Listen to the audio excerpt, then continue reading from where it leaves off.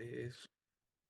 All right, let's make a formal introduction for our listeners. Good afternoon, actually, good morning to you, Robert. My name is Claudia. I'm calling you from Washington, D.C., from the studios in Fairfax. But very grateful that Robert Rich accepted our invitation to our show. Robert, welcome back, man.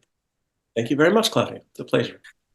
I'm here, man. Quick question for you. When you reflect of your upbringing, how you describe the role of music in your life? Where music playing in the background, home, your dad, your mom had, record. I don't know if you have any brothers or sisters that were playing music when you were a little kid and stuff like that. Absolutely. I mean, my father was a jazz musician and loved to listen to Bach and Handel and West Coast cool school jazz for the most part. So he was really fond of Barney Kessel and Stan Getz and that sort of thing. And he actually had a chance to play with Vince Guaraldi a couple times, the guy who did the Peanuts soundtracks. Yeah. So there was, he and his best friend would stay up all night on, they'd get together a few times a year and have jam sessions where they'd sing, Beatles songs or Chet Atkins songs and, country and Western and all sorts of stuff. So, yeah, I grew up with the idea that music is fun and that music is social. And I would sing in church choirs as a kid, and my sister was extremely talented singer. And so the whole thing for me was that my own personality didn't really lend myself to the social side of music making. I was looking at it more as a form of personal expression or as an art form to reach into places of the unconscious mind. And so I somehow considered myself as a failure regarding the kinds of musical standards that people compare themselves to, like being able to play in an orchestra or to be able to do good cover music or playing blues or something like that. I instead kind of went into my little shell and started building synthesizers and trying to create something that was the sound in my head or the sound of the strange kind of progressive music that I was listening to, which, I had no idea what psychedelic culture was all about when I was a teenager, but it certainly influenced me as far as its art forms and the idea of something, a kind of musical surrealism or something that was outside of the everyday experience, a musical shamanism, perhaps. And that was definitely the direction that I ended up taking. Yeah. At the time, I suppose we are about the same age. So I suppose when in the 70s or 80s, I don't know, Tangerine Dream was around, Tangerine Dream's still around, but with the other members. Fresh at the time. Yeah, it was new. Popol Vuh was around. They were writing music for Werner Herzog movie. You knew of them? I mean, you knew who they were? Or? I knew the albums from probably around 1977 or so. I think I first heard them. Yeah. Tangerine Dream, Vangelis, probably were the first Kraftwerk, in 75, 6 kind of time frame. I think I first heard Tangerine Dream when Stratosphere came out on in the United States on Virgin, and they had a big advertising push. And so I remember seeing an ad for it in a magazine, and I thought it looked cool. So at the time, I was starting to be aware of electronic music, and I think my first electronic music album was probably either Kraftwerk's Trans-Europe Express, or it might have been Vangelis, one of his RCA albums like that, Albedo 0.39 or something like that. Yeah. But, it was that era. And, I remember hearing Mike Oldfield, Tubular Bells, and really finding it interesting. And that was around 1974. I think I first heard that. But and listening to the progressive rock albums that were coming out at the time, and everything seemed exciting. I remember being around probably 10, 11, 12 years old when I started becoming aware of the prog rock that was coming out in the the early 70s. The late era, I think I missed I was too young to catch that prime year of 1973 when everything was just exploding, with new ideas. But by 1975 or so, when I started paying attention to new music, it was already branching out into all sorts of really exciting areas of instrumental electronic music, and that was that was what excited me. I would go to Stanford campus near where I lived, and there was a bookstore there, the university bookstore, and some student was the buyer there, and there was a section of import albums that were really cheap. They were underpriced, and I used to go through there and just pick up things that had interesting covers or synthesizers listed on the back. So I remember things like Tim Blake, Crystal Machine. I didn't know anything about Gong at the time, but I learned Wow. quickly that he had been Yeah. the synth player in Gong, and this was his first solo album. And that sort Yeah. of, and I just thought that there was something very exciting and new. And I wanted to try to make music like that.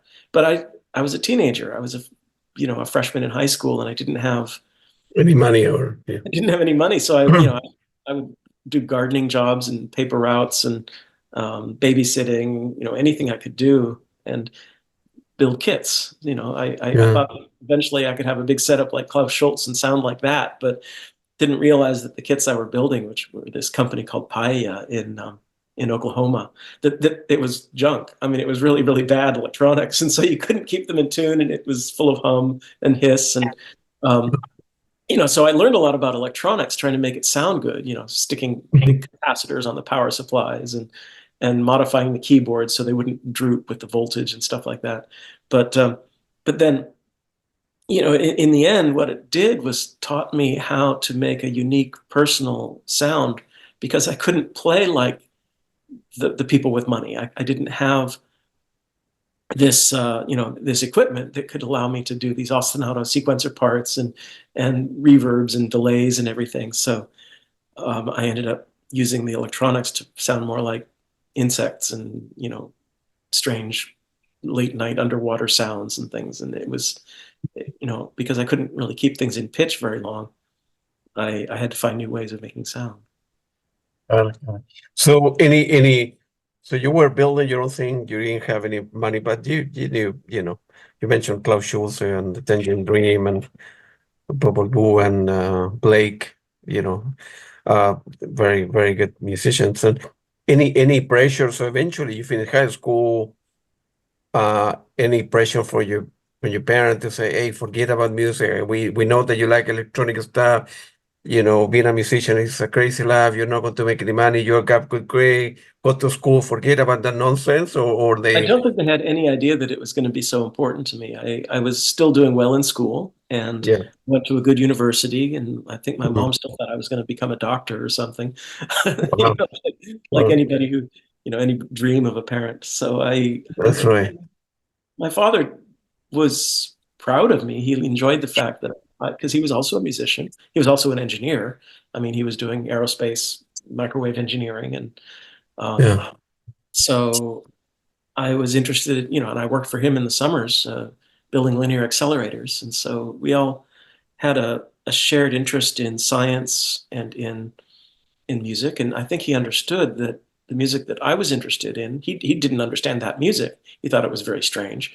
But he That's understood that right. when he was getting into jazz was very strange to people back in the 50s. So Absolutely. Yeah. I'm sure that his father, who was a classically trained pianist, my grandfather, he thought this jazz was probably garbage, and so I'm sure that my father understood that there was a progression of experimental mind, and that there was possibilities to move into new languages, and he was accepting of that. In fact, he was very proud and expressed that when I became more successful.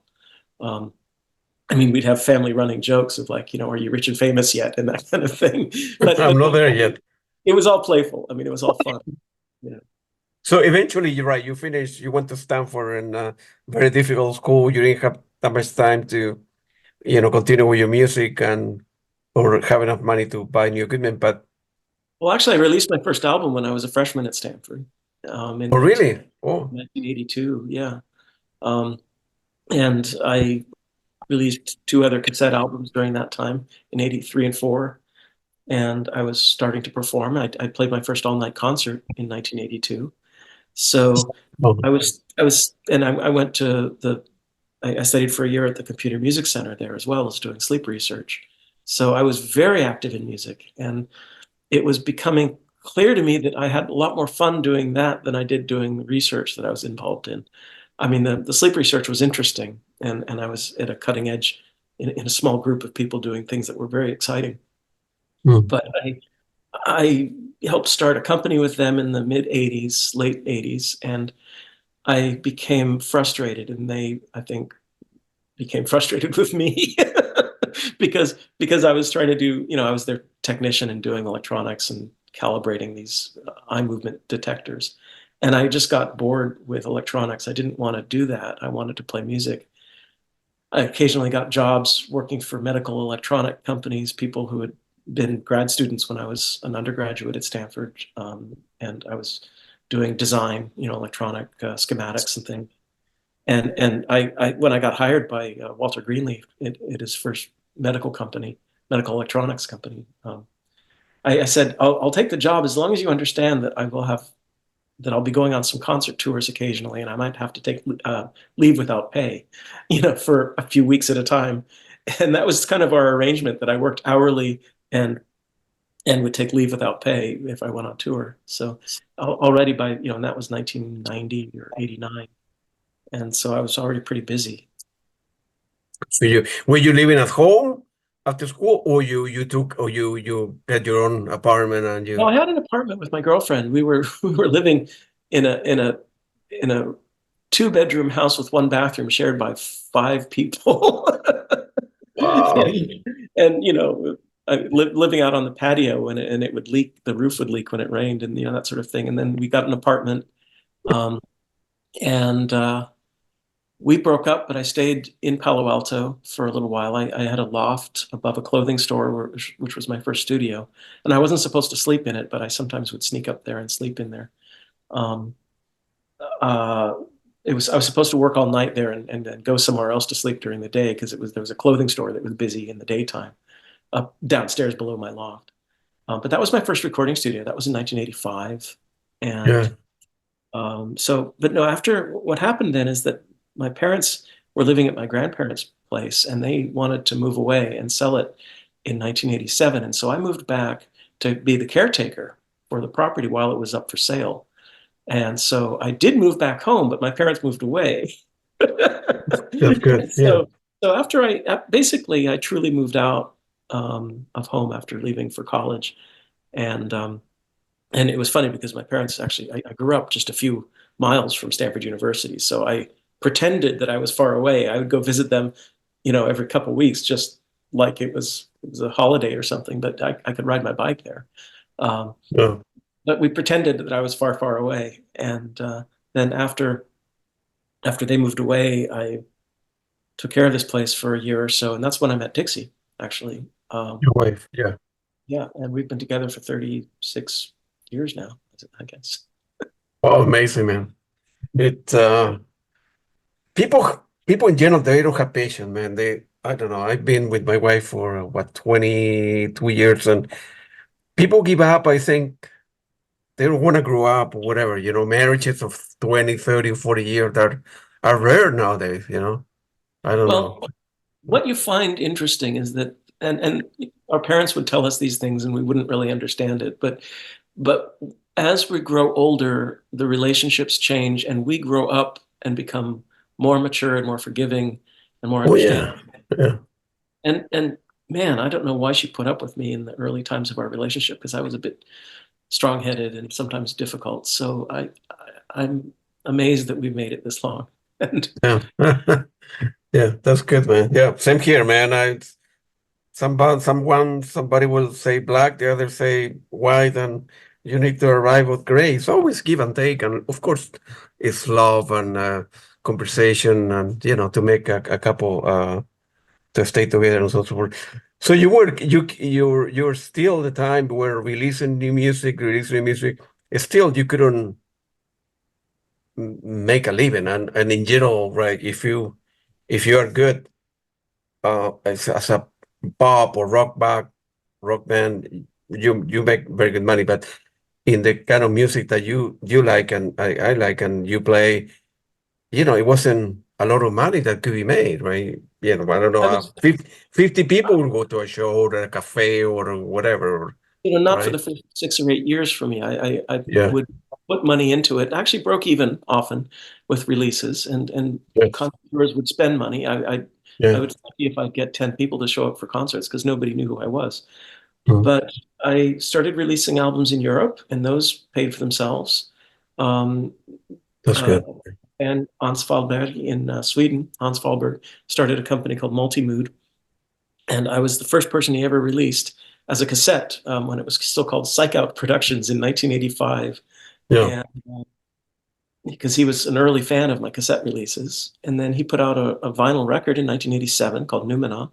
That got some notice in Europe. And then I worked on another album that I couldn't get sold, Geometry, and then worked on Rainforest in the first house that Dixie and I lived in.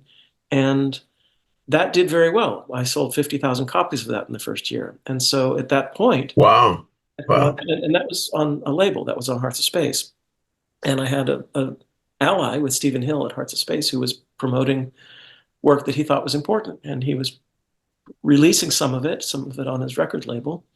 And it was the second best-selling album on Hearts of Space for several years. And that's when I started feeling like I was getting too busy making music to actually have a day job. So I still had a day job for another 2 or 3 years until around 1993, I think. And Mhm. that time I had 2 albums with Steve Roach, another 2 or 3 solo albums, and I was full time, and I was just too busy.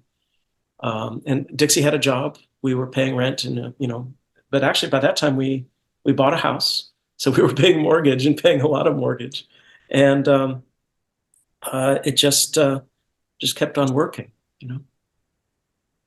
Good for you, man. Good for you. So, at the time, maybe your parents were happy, your grandpa, man, this little kid that, used to like weird music in his Oh, room I now, don't think they he's really making I a don't think they living. really understood what I was doing. They didn't really care for it. And as far as my I mean, most of my grandparents were dead by then, I but see. I certainly would have preferred that I went into medicine like 2 of my other grandparents had. Um, my Yeah. There was a doctor on either side of my parents' family.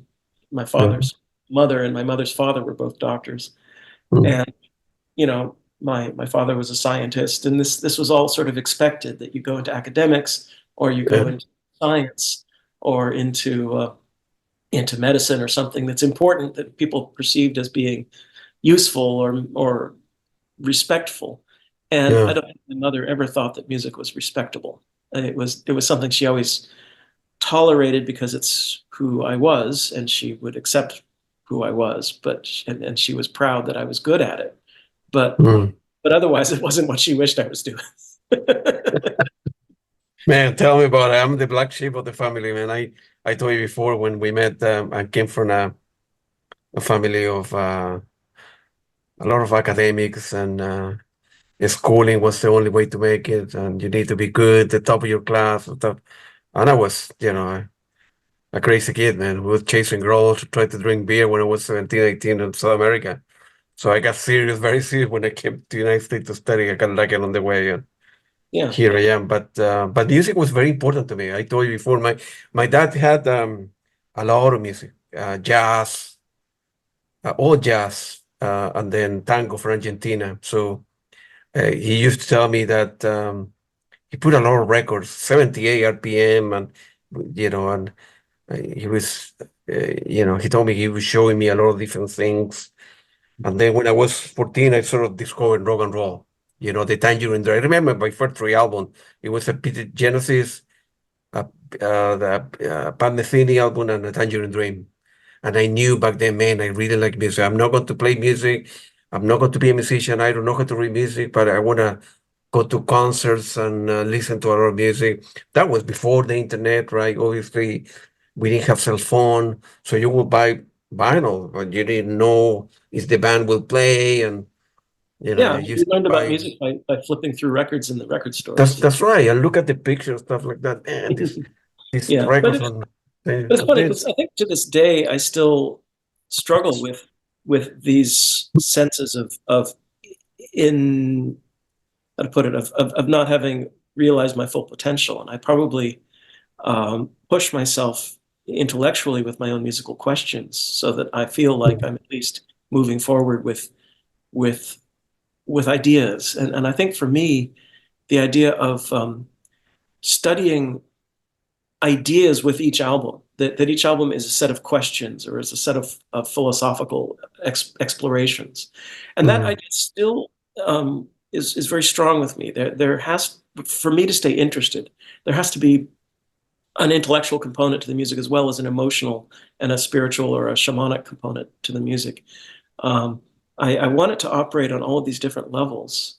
And so for me, I need to do research and come up with fresh approaches before I become inspired to work on a new album. And each time, and as I get older and I try to avoid falling back on all my same habits, this becomes even more the case, where each time I do a lot of reading in between albums, and I do a lot of thinking about what needs to be said for me in my life in the world, And the last few albums were very much along these lines. Since the pandemic, I was the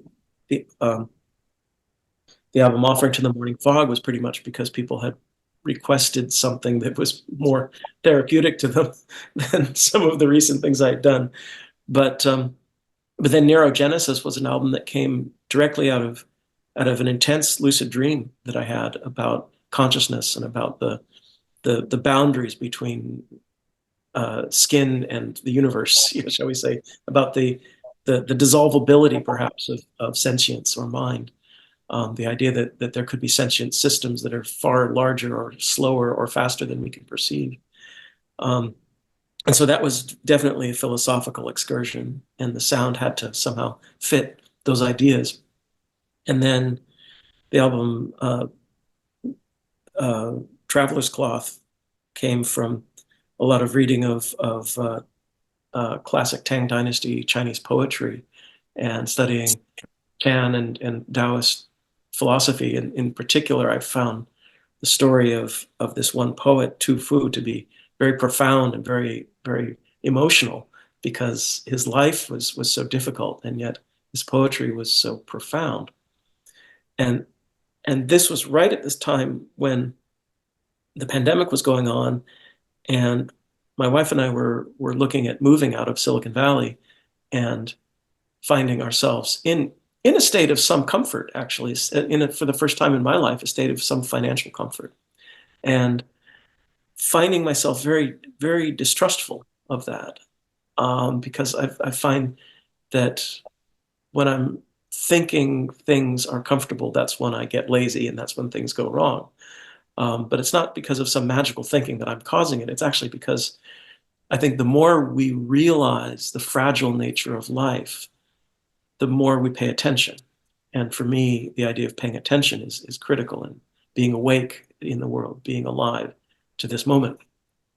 So this idea that, so Tu Fu, his own life was one where he had grown up in a royal family, basically. He was great grandson to the Tang Dynasty emperor, and he was advisor to the court, and very much in the thick of political activity in Xi'an around 720, 700 AD in China. And there was massive invasion from the north and from the east, from Tibet and from Mongolia. So the empire became one that was at war constantly. And then there was a civil war, so a lot of internal unrest. They lost the town of Xi'an, and the emperor had to run away. And so everybody who was part of that system, who was part of the royal family, had a price on their head, and they had to run and hide for years and years. And so Tu Fu spent most of his life wandering with his family through the river valleys of central China, trying to find a way to stay alive in extreme poverty, and living from time to time in Buddhist retreats up in the mountains, to hide from war and from assassins and things. And so he became an adept poet and one of the great poets in Chinese history. All of this in an extremely disrupted life, a life that was constantly in fear of death and and with a lot of poor health also. And I found that to be very profound. And I found his poetry to be extremely blunt and fresh and human, and sometimes really angry and really political, and sometimes extremely gentle and very beautiful, but always surprisingly human. And so when people think of this academic process of studying poetry, or of, like, trying to understand what something means and thinking about it and trying to dive into, these ideas that seem very intellectual, and you'd read his poetry and it would make you laugh, or it would make you angry or cry, and you'd feel like it's bluntly human, and it was so incredibly refreshing. So I found that to be really inspiring, and so that's the sort of thing that pushes me forward. It's beautiful. I was listening to your last three records. I was as I was preparing questions for the interview, and Traveler Cloth it really resonated with me, man. It's very, very good, man. It's Thank you. very, very good. Very. So so instead of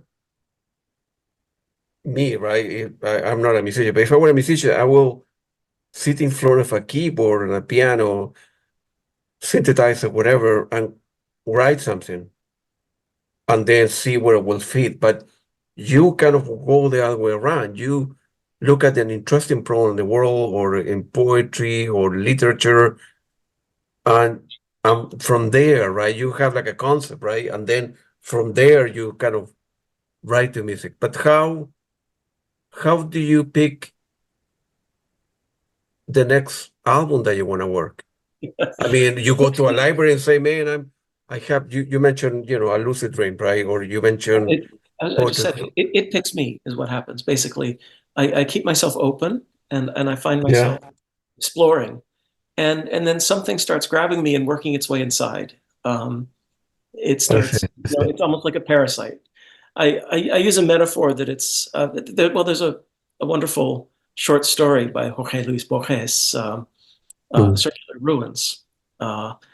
You being Argentinian probably remember Borges, and Yeah, of course.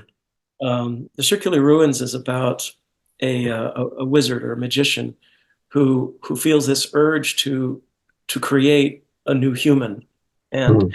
he goes into the forest, and in a place where there's an old ruin, and he sleeps and sleeps and sleeps and starts dreaming, and slowly builds in his dream uh, his own child, and in the dream this child basically comes out of him and runs out into the woods, and there's a huge fire that burns everything down, and and the magician dies in this fire.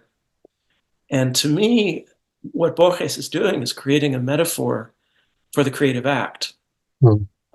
Partially the idea of something growing inside of you and becoming a completely separate thing. And that's what each album starts as. It starts as a sort of homunculus, a little person inside.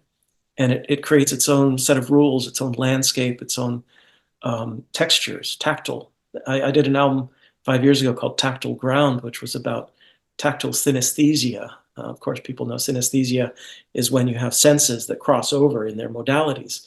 People will see sound, or hear smells or something like that. And I've learned over the many years that I have a kind of synesthesia, which I call tactile synesthesia. I'm a mastering engineer working on sound, and I feel the sound on my skin. Sound has texture. It has cold and wet and shiny, or it's smooth or oily. Um, and so that album was basically almost like Scriabin, almost like Scriabin. It was a sort of orchestra of tactile synesthesia. So this idea of this multimodal thing. It could be sound, it could be texture, it could be light, color, forming inside your imagination as a self-independent entity, as a golem, as it were, as like the old story of the golem, the rabbi who, in an act of impetuousness or arrogance, learns the secret name of God and whispers it into a lump of clay, and this boy jumps up out of the clay and makes all sorts of trouble, right? Um, because of the hubris of the idea of knowing the breath of God. So I think all of these stories, like the circular ruins, are hidden. They're actually telling people the secret of the creative process. They're a cookbook, really. And the idea for me is to go inside, to hibernate, or to what I call spelunking. Like going cave exploring into my own memories, into my own imagination. Yeah. And finding in these caverns of memory, finding things that are alive and have their own energy. They have their own self-direction. And those choose me. They become the next direction. Unbelievable. Yeah. I'm glad that I'm recording that because it's very deep. That's what you're saying. By the way, Jorge Luis Borges is in literary circles. It's one of the major injustices that he didn't win the Nobel Prize. Actually, he for Argentina.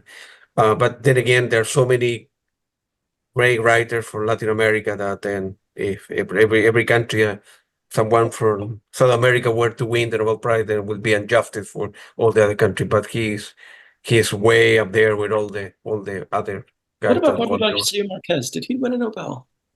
Gabriel Garcia Marquez, yeah, he's from Colombia, right? So Yeah. I'm from Chile. I'm right next to Argentina. So Uh-huh. Jorge Luis Borges never won the Nobel Prize from Chile. And you have Allende in Chile. Segura, right. But so two people from Chile won the Nobel Prize, and and in Colombia and Mexico, and so they were there a lot of writing. It's kind of weird because in in in Chile, Chile has won two Nobel Prizes, and is one of the worst spoken Spanish. I mean, the way that they speak in Spanish in Chile is very, very bad. And then again, have won not just the Nobel Prizes, but in Spain, they have a yearly literary award for the best Latin American. Chile have won many, many times.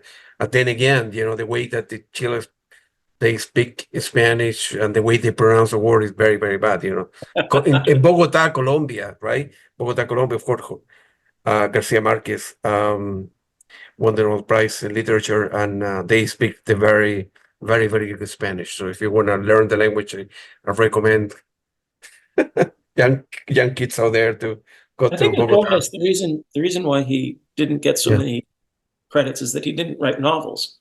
I see. Yeah. And his work was so concise and so precise as well. Mm. As a person who studied Spanish, I found him very easy to read because his use of language was so much like the Latin. It was very, very pure and very straightforward. A beautiful, beautiful writer. But yeah, so for me, those metaphors explain a lot about why I work slowly. And I work very differently, for example, from Steve Roach, who we just played a concert a month ago. That's right. Yeah. 2 weeks ago, and I respect him deeply. He's a very good friend, lifetime friend, and we have a very, very different way of working. He is very much in the flow of each moment, creating a sound that could exist forever, like this repeating, sequencing, cyclic, trance-inducing thing. And he doesn't think so much in terms of compositional structure as much as creating things in motion, creating things that are in the present. And for me, it couldn't be much more different because I sit and sort of structure things into stories or into sculptures. It's a much more slow, and I can improvise as well, and when I improvise, I do better when I'm within somebody else's framework, within a sort of support role. And so that's what I do with Steve, is basically try to enter myself into his framework as a support role to strengthen everything, to create a sense of perhaps melody or a thread that moves things forward, which can pull at what he does, because he's often very much in the present as a sort of a boiling pot of energy. And for me, to run a thread through that, to tell a story through this steam, of bubbling energy is an interesting puzzle. But it is a different process. And I find these differences to be interesting. I think with Steve and me, with this long friendship, I think we're both recognizing that as we get older, time is getting shorter to achieve certain continuities, shall we say, to make things come full circle, and to realize our friendships more in a complete way, again, creatively. I had the opportunity to interview him last month in December, around the time before. I don't remember if it was before or after you guys played together, but he's a very nice person, very decent human being. And of course, he's very prolific, you know. Steve Roach can release an album every 5 weeks. You do one a year, and there's and people in between, you know. So there's no pressure. But he's a very good person, and of course, his music is very good. The way you perceive music, and you go through yours, you gave a good impression. But you know, I'm thinking about music and senses, the way you sense music, and what does it mean to be a human being, though? Because the way you, the way that I don't know, the music has selected you, pick you, right? Find you. You sense music very different that 99% of the world, right? So what does it mean to be a human? For me, okay, I like jazz, I like rock, electronic music. I'm very lucky that I have a well-paying job, and here where I live in the border with Virginia, with Maryland and Washington, every band comes this way. So I'm able to see, I don't know, 50, 60 shows a year. So I'm very lucky. I see everybody, and with the podcast now, interviewing people that you know, I never thought that they will get back to me. And I go to a concert, I enjoy it. I'm not a musician, I don't know how to read music, but music has given me so much satisfaction. For you, it's different, right? So what does it mean for you? What does it mean to be a human? The way you sense the world, or the way you music find you, and so on and so forth. I think lately my dominant sense of existence has been one of gratitude. Yeah. I think a sense of thankfulness. Yeah. I also have an unusual tendency to dethrone the importance of humanity in exchange for an appreciation of the network of existence that we have around us, the other animals, the other sentient life, Mhm. and all things. I've been slowly dissolving my humanism, and slowly accepting a place as equals and friends among the animals near me. And the ideas in neurogenesis are not unlike this too, the idea of sentient life. Here where we live now, in Carmel, in Monterey Peninsula, there was a famous poet named Robinson Jeffers who was writing about 100 years ago. And he built a house by hand, starting in 1918 out on the coast.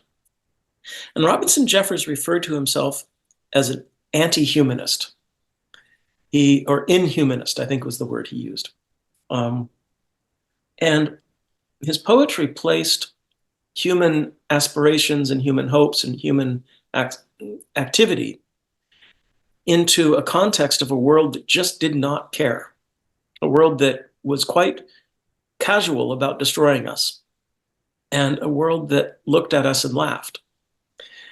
And I find that to be, in part, his time was one of extreme optimism and humanism. It was the Victorian era. It was the industrial age. We now have a late capitalism sense of despair, perhaps, with the idea of climate change and the idea of population growth, and after 2 world wars, watching what people can do to each other, genocides and everything. And it's very easy to despair about the future of humanity. And I think about Robinson Jeffers, and I also think a lot about the studies that I've had with Sufism and with Taoism, about our role as as spiritual beings, our role as sentient beings, or the duty that we have to kindness and to gratitude. And so my own take on Robinson Jeffers' Inhumanism is one that's not quite so angry, a little more gentle, but also a lot more sad.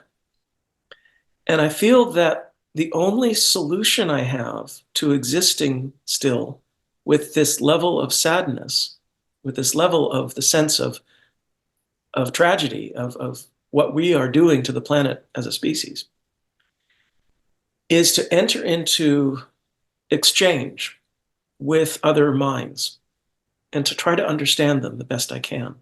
I started this project about 10 years ago trying to understand the crows near me, and they give me great joy. Also, anything, even just anything that's alive.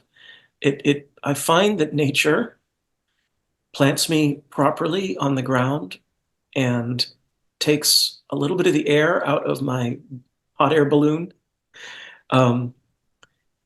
There's an interesting metaphor that I tried to say in a lyric in my group Amoeba back in the 90s.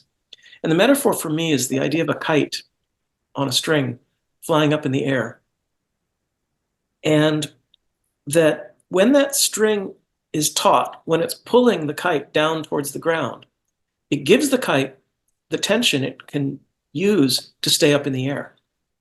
If you cut that string, if you let go of that string, and the kite starts to fly loosely, it collapses, it falls. The thing that is keeping the kite in the air is the connection to the ground.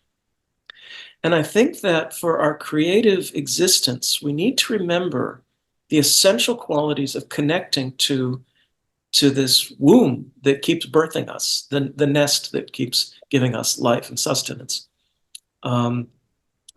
It is the kite string that keeps us floating, that allows us to stay alive and creative. And there is a tendency in modern technological culture to move more and more into a virtual domain and more into synthetic experience, including these people who would like to move us to another planet, which might be the only solution if the sun explodes in 1 billion years. But in the meantime, this planet is the only one that sustains us in the way that our systems evolved. And we are more than an organism, and we are more than individuals. We are systems. We are entire ecosystems of multiple organisms, bacteria, fungus, viruses, everything coexists in networks of information.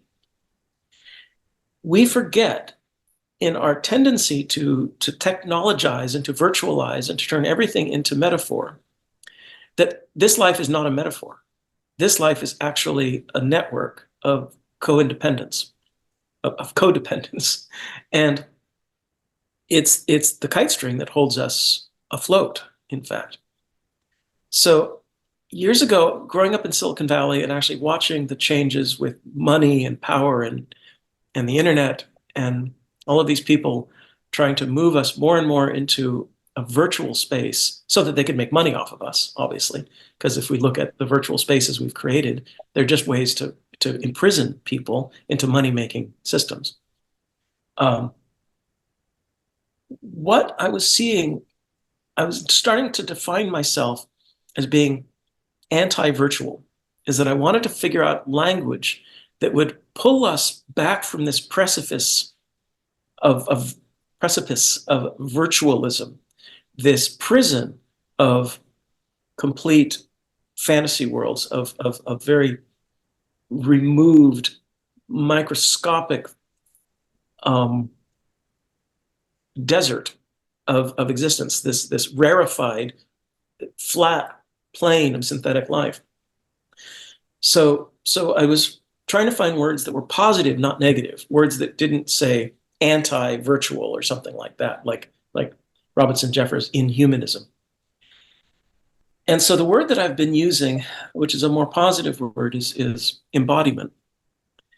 And that word has problems too, because it involves the idea that we are inside of our bodies, which of course we are. When our bodies die, we do.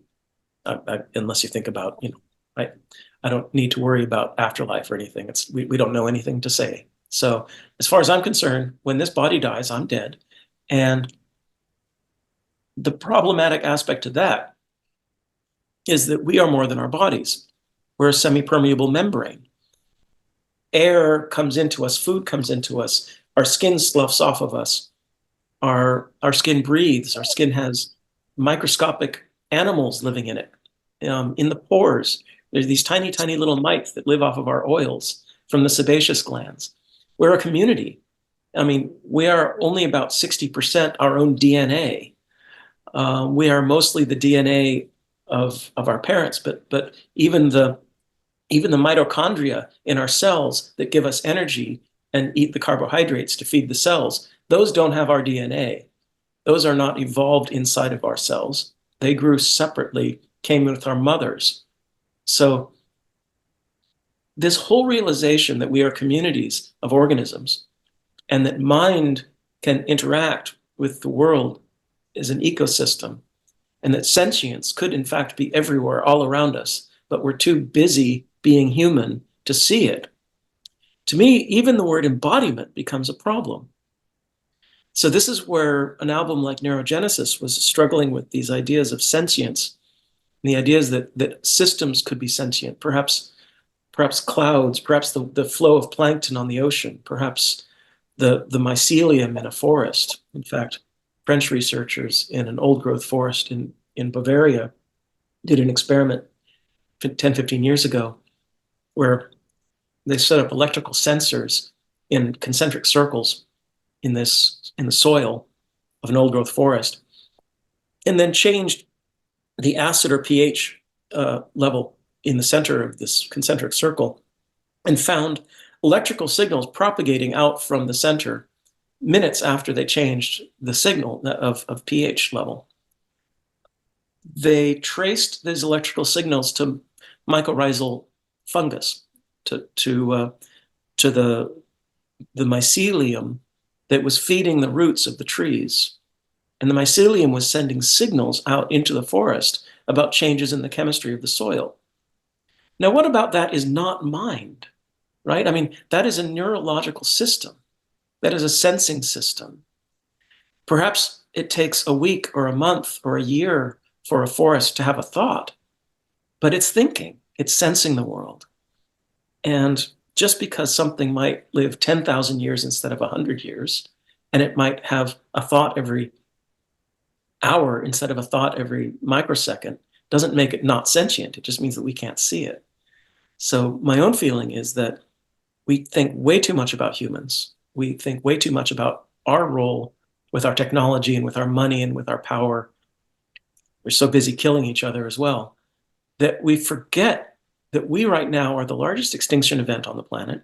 We're as big as the huge crater that hit the world, the huge meteor that hit the world 65 million years ago. And we're going to make ourselves extinct too. So we better start being aware of this network of mind that we are part of. That's how I think of being human. That's my experience of being a human. Man, the way you express yourself is unbelievable, man. What do you think the level, I mean, the pressure of, I don't know, the stupidness or the pressure of social media in kind of human being? Let me give a good example, right? You can, a guy like you can write the stupidest article in the history of civilization, right? Put it on Facebook, put it in whatever, any social media platform. And people will not even read it, but they will say they like. And I say the stupidest article on the history of civilization, right? Yeah, about any topic. And people will say like, as if people want to be part of agreeing with you, whether they read the article or they didn't read the article, and because in my hypothetical example is the stupid article, in the history. People, why we're people monkeys. Let's part not of forget it? we're monkeys, and religions are also monkey politics. So we're social animals. We do things to please each other, and we do things to be seen and to be perceived. When I rebelled from Christianity as a teenager, it wasn't because I disagreed with the idea of being kind to each other or any of that stuff. It's because I saw that it was simply a power structure and that it was simply piece, just like everything else. And just what you're talking about with social media, it's taking advantage of our tribal consciousness. It's taking advantage of our tendency to want to be seen, to be liked, and to be part of a community. And when we look at the way that, for example, extreme politics has been polarizing people with hate, with intolerance, these people are finding themselves in a cult, basically. And cults work by getting people to be seen, like to see people for who they want to be seen, and acknowledging a sort of family energy about that. And so people join these belief systems, even if it's extreme politics, whether right or left, I don't care. The point being that it's all about monkey politics. It's all about people controlling other people by using their desire to be parts of groups or to be accepted. So what we do is we try our best to inject into these systems the opposite. Now, the problem is if you want the opposite of noise, you have to try to inject quiet. Now, it's very difficult to be quiet in a noisy world and to be perceived because everybody's trying to scream louder than each other. So the metaphor for me is the only way I know how to do this is to create art that allows people to have a small bubble of beauty, a small bubble of a more real experience, a more meaningful experience. And perhaps slowly, little by little, when people realize how much more nutritious that is than sitting there and doom scrolling on Facebook, then perhaps they'll start realizing that they can disconnect from that and that they can go for a walk and look at the ocean. They can look at the animals even in their own backyard, even in the city. I'm fascinated by the idea of urban wildlife. Even if people aren't in nature, they can see the world operating under their feet and around them in their peripheral vision all the time, in a world that is not poisonous, a world that is not this toxic, hyper-capitalist mind control system. And the only way I know how to do that is to offer an alternative. The problem is that people get obsessed with the toxin. They keep spending all of their energy pointing at the poison, and that's all they see. That's all they think about. And the people who are creating the poison, that's exactly what they want. If you're a politician who is spreading hate and distrust among people, the more they talk about you doing that, the more you're succeeding in spreading hate and distrust. Therefore, you're empowering yourself. You're going to get yourself elected next time because you have succeeded in getting your name thrust into every sentence people talk about, even if they hate you. And so the only solution is not to be ignorant, not to ignore the processes of this kind of self-destruction, but to offer solutions that are other than it. And if enough of us continue to step off that escalator and walk up the stairs instead, or simply walk down a different direction, find a different wooded path, then we start changing the world individual by individual. Wow. I like you. Thank you. Thanks again. I like your type of music, whatever label wanna. Used to be in the 80s that people would listen to a lot of sort of electronic music, new age music. In your case, it's not. I wouldn't label your music new age or electronic, but for yoga was popular. You need to exercise and so on and so forth. So became of electronic music became very popular. For me, it's I use that kind of why I like that kind of music and for introspection. I look I look myself in the mirror every day, right? And I see what I have done well in my life, what I have done bad, and I've been offended people, which I have many times, and to look myself as a human being, and the kind of music that you play allow me to examine my psyche and in the term of Carl Gustav Jung, if you will, and examine myself as a human being, and it look myself in the mirror, that or face the music, like somebody will say. But it it it's good to, like you say, smell the roses, right? During the pandemic, we have crazy time in a way.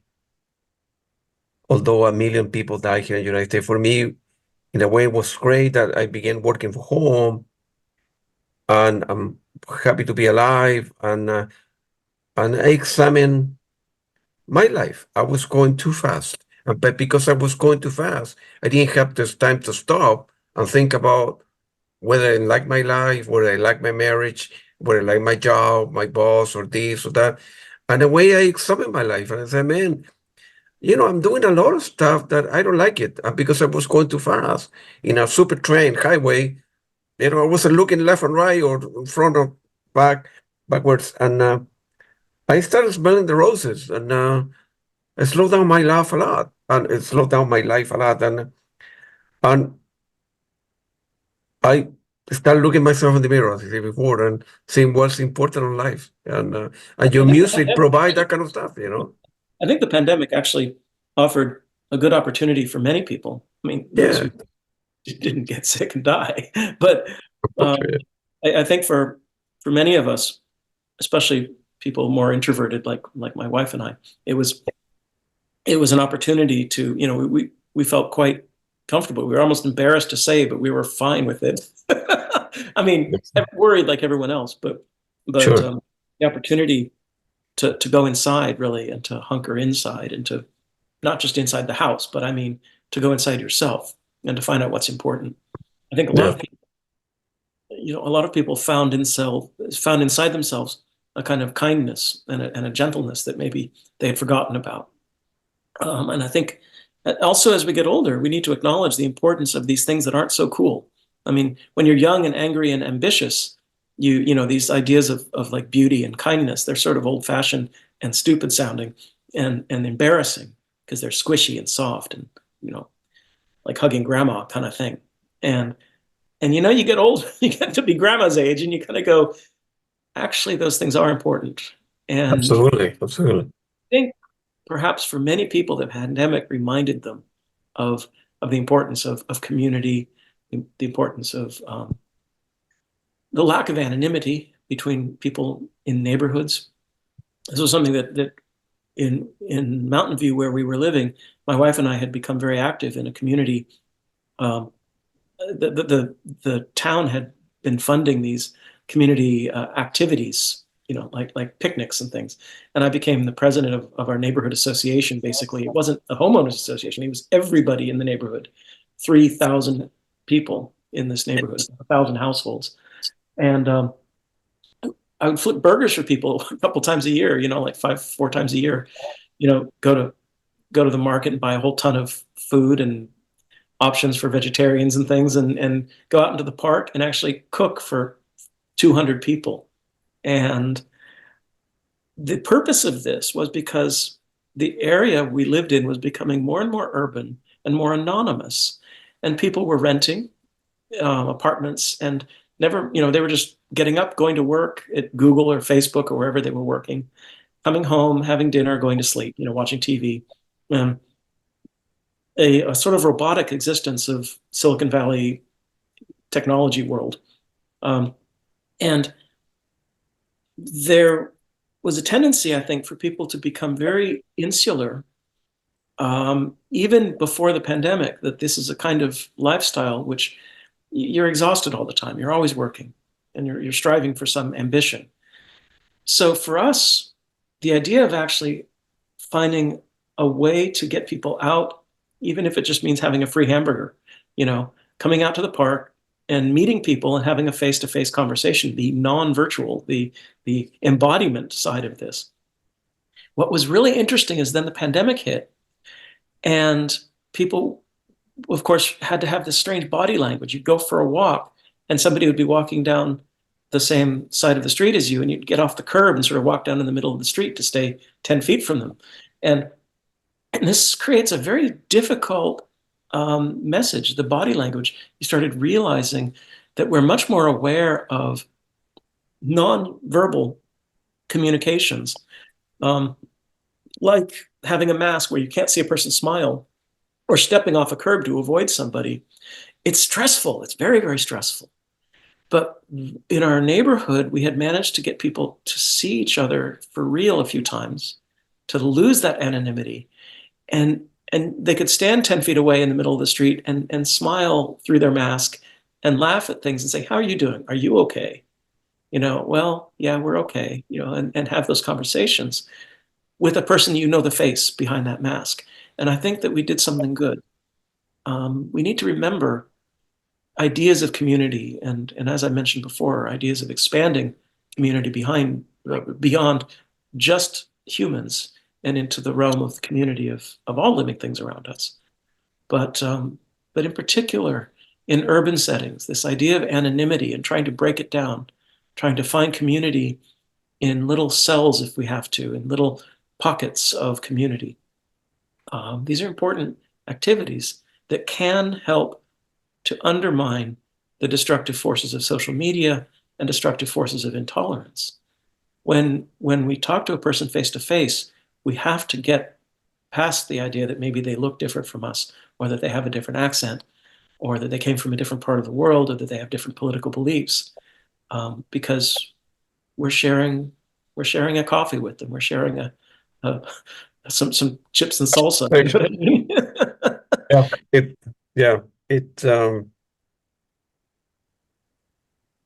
With all the problems with the world, and now the Democrat, Republican, this or that, or who is going to be president, problem around the world, people killing one another. The Second World War II, like 50 million people die, and it still is. It's a beautiful thing to have a human experience. It's a beautiful thing to go for a walk, whether it's rain, it's snow, this or that, or coffee, a glass of water. And this, the way that although we're using, Zoom to communicate via internet, and it's a beautiful thing to be a human being, man. It's a beautiful thing to be existing, period. And I think that there's a lot of sentient life that actually feels similarly how much amazing it must be to be alive. I think this is what art can do, is that if we pay attention to the art that we make, and sometimes that means putting a little bundle of message into it, without being preachy, it is possible to create ideas that frame an artwork and contextualize it in a way that people actually can start having some understanding of what you're hoping to achieve as a creator. But in particular, it's not about ego of the creator. In particular, it's about creating an artwork that can somehow remind people of their existence and remind people of what's going on inside that they try to hide most of the time. Again, this idea of spelunking. Sometimes it's not always nice what you find inside. Sometimes you'll find memories that are dark, or you'll find fears, or you'll find anger and intolerance of things that you feel inside. And good art can do this. It can actually make us aware and put things into higher relief. It can expose things.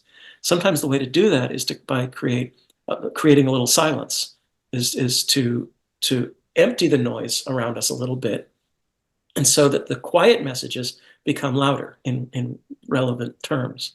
And the stuff that whispers to us inside becomes more audible. And absolutely, unfortunately, we're in a culture where loudness is king. And so sometimes what we have to do is to push things away. We have to take the broom and to push away the detritus, clear out the floor a little bit, so that the small things that are there can be visible under the junk. I think you should write a column in a newspaper, New York Times, or somewhere else, with all your thoughts. My weekly Boston or something. Because you have a lot of good things to say. A lot of people could benefit from your thought, and understand the way you see the world, whether they buy your music or not. But maybe you should look into that. Your previous album, the one that you wrote with Luca Forcentini, when I went to see you for Sunday When It Rains, it was released in September 2022. That was a beautiful album as well, man. Thank you.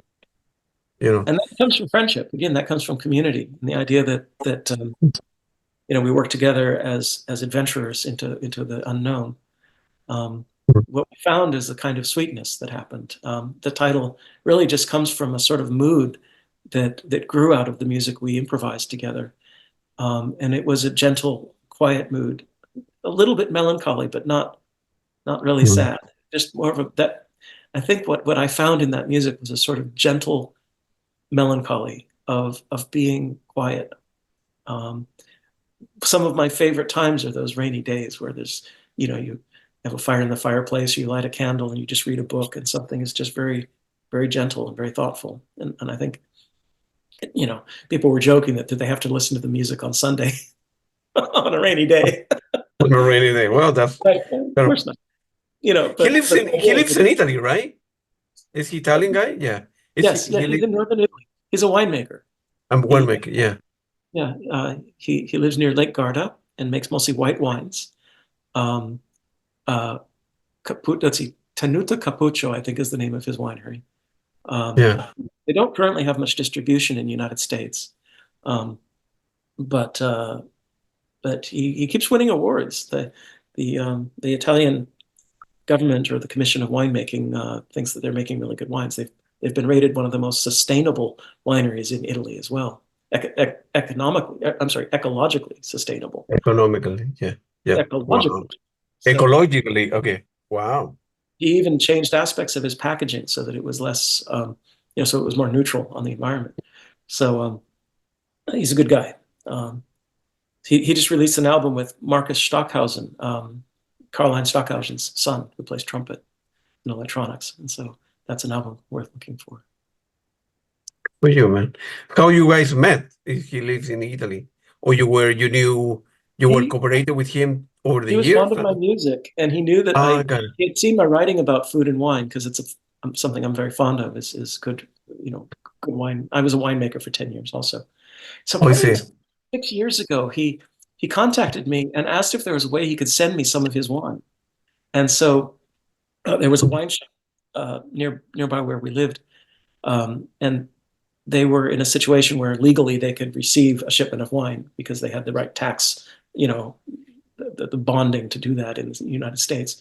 And so he shipped a case of his wine, and I shared some of it with the store so that they could taste his wines. Selva Cappuccio is what it was. Selva Cappuccio is the name of his winery. And so I was able to taste his amazing, subtle, very clear, etched, articulate white wines. And then he was out here several times for tastings, to do commercial tastings that were being funded by the Italian government because of the awards that he won. And so we got to meet. We put him up at our house, and he's become a treasure. My collaborations start with friendship. That's the thing, is that it's not just about a person whose work I want to enter into sonically. It's really about friendship and the community. I'm going to have to say goodbye here pretty soon. I have another meeting in about 10 minutes. Yeah, I got it. Oh, yeah, we've been talking for over an hour, man. All right.